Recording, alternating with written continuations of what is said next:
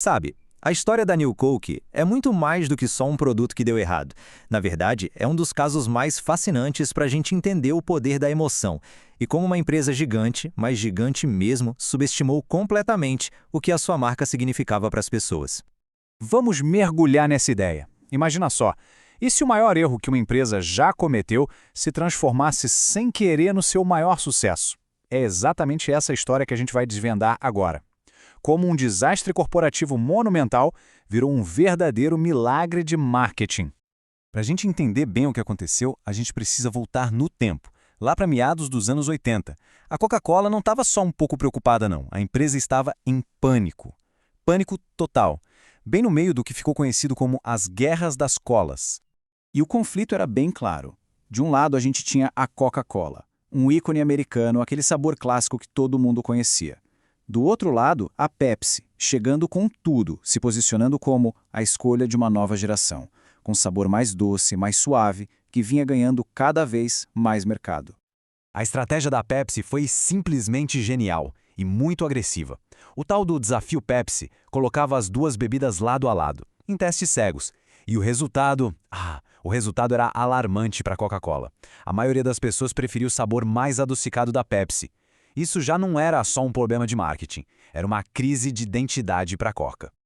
Então, o que a Coca-Cola fez? Nada de agir por impulso. Pelo contrário, eles decidiram lutar usando a ciência.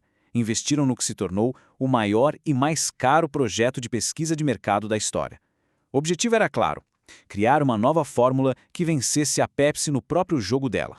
E a escala disso foi absurda. 200 mil consumidores participaram desses testes. 200 mil! É gente pra caramba! E os dados pareciam irrefutáveis. A nova fórmula não só ganhava a Pepsi, como também ganhava da Coca-Cola original com uma boa margem. Com números tão fortes assim, parecia um plano perfeito. À prova de falhas, né? Pois é, só que não. E essa citação aqui revela o erro fatal deles. A pesquisa mediu o paladar, mas esqueceu completamente do coração, daquela conexão emocional. Eles nunca perguntaram sobre o sentimento de perder algo que para muitos era parte da vida.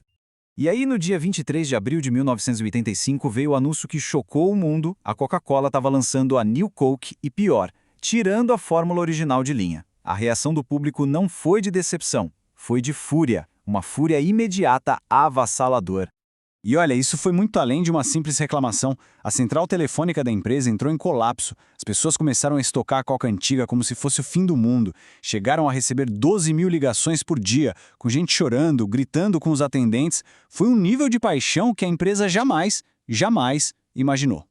Essa carta, que foi enviada para o CEO da Coca-Cola na época, mostra perfeitamente o sentimento de traição do público. A questão não era o sabor, era uma quebra de confiança com uma marca que as pessoas sentiam que pertencia a elas.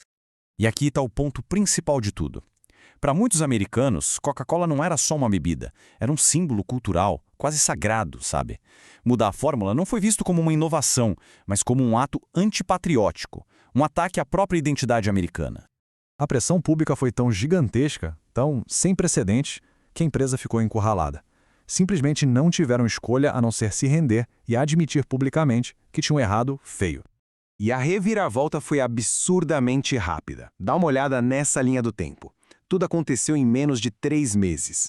O anúncio do retorno da fórmula original foi um evento nacional. Interromperam a programação da TV para dar notícia como um boletim de última hora. E foi aí que o milagre aconteceu. O fracasso total gerou o que a gente chama de efeito bumerangue.